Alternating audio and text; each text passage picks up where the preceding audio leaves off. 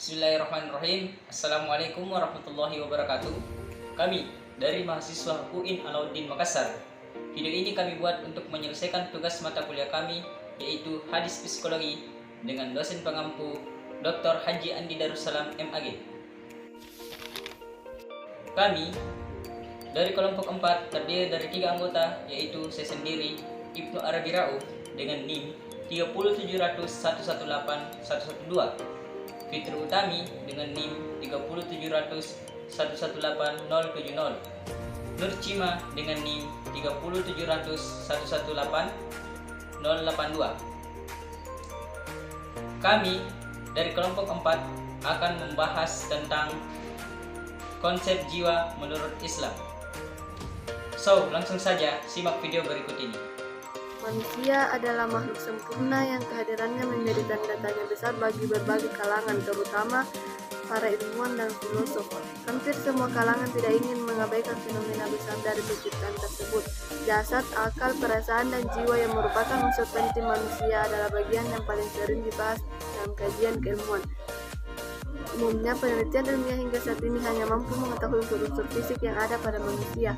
Namun unsur di balik fisik, terutama jiwa, masih menjadi misterius dan perdebatan yang panjang di kalangan ilmuwan dan para filosof, karena kebenaran tentang hal tersebut masih sulit dibuktikan secara jelas.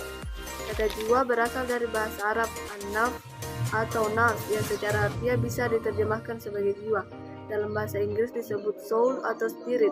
Secara istilah, kata jiwa dapat merujuk pada beberapa pandangan ulama dan filosof muslim.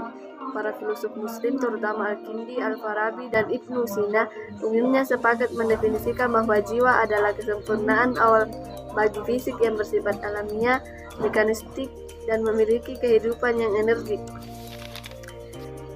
Al-Quran memberikan apresiasi yang sangat besar bagi kajian jiwa, nafs, atau manusia. Hal ini bisa dilihat ada sekitar 279 kali Al-Quran menyebutkan kata jiwa atau nafs. Dalam Al-Quran, kata jiwa mengandung makna yang beragam. Terkadang lafaz nafs bermakna manusia. Takutlah kalian kepada hari di mana seorang manusia tidak bisa membela manusia yang lainnya sedikit pun. Quran Surah Al-Baqarah ayat 48. Dan sesungguhnya orang yang membunuh seorang manusia bukan karena membunuh manusia yang lainnya atau melakukan kerusakan di muka bumi seolah-olah dia membunuh seluruh manusia. Quran Surah Al-Maidah ayat 32 juga menunjukkan makna satu Tuhan, aku pilih engkau untuk satuku. Quran Surah At-Taha ayat 41. Demikian juga lafaz nafs yang mengandung makna hakikat jiwa manusia yang terdiri dari tubuh dan ruh.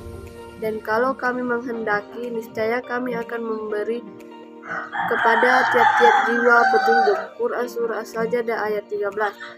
Allah tidak membebani jiwa seseorang melainkan sesuai dengan kesanggupannya. Quran Surah Al-Baqarah ayat 286.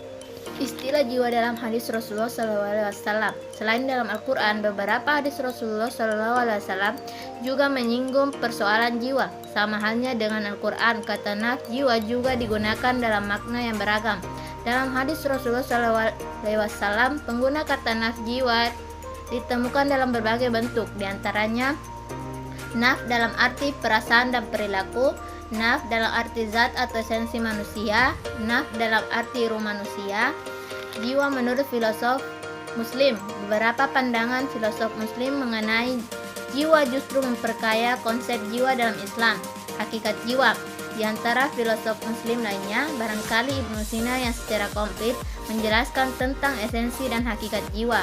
Ibnu Sina mengatakan bahwa jiwa merupakan hakikat manusia sebenarnya. Fakultas jiwa.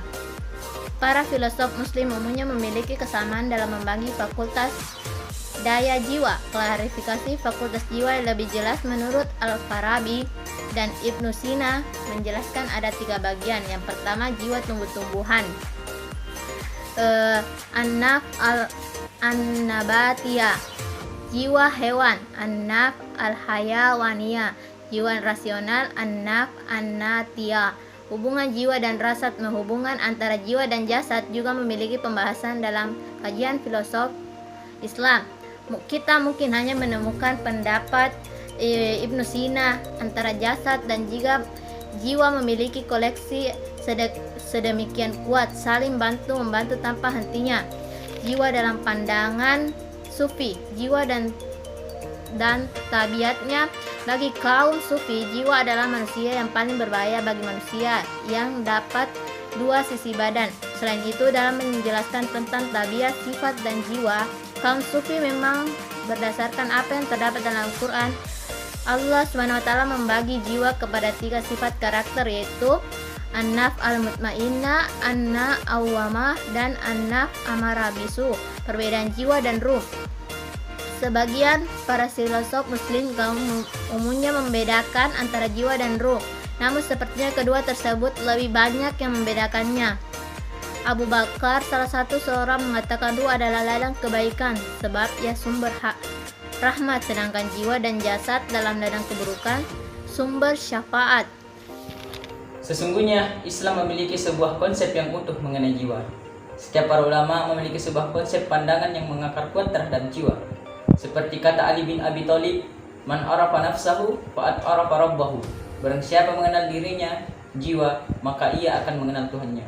Baik para sufi dan filsuf muslim yang memiliki perbedaan dalam mengkaji persoalan jiwa sebenarnya memiliki titik temu, yaitu bahwa jiwa merupakan unsur yang tidak tampak yang menggerakkan jasad manusia.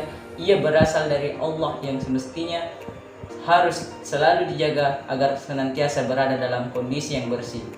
Ya, demikianlah dari paparan materi kami.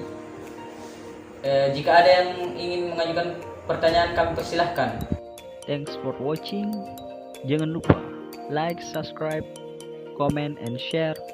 See you to the next video.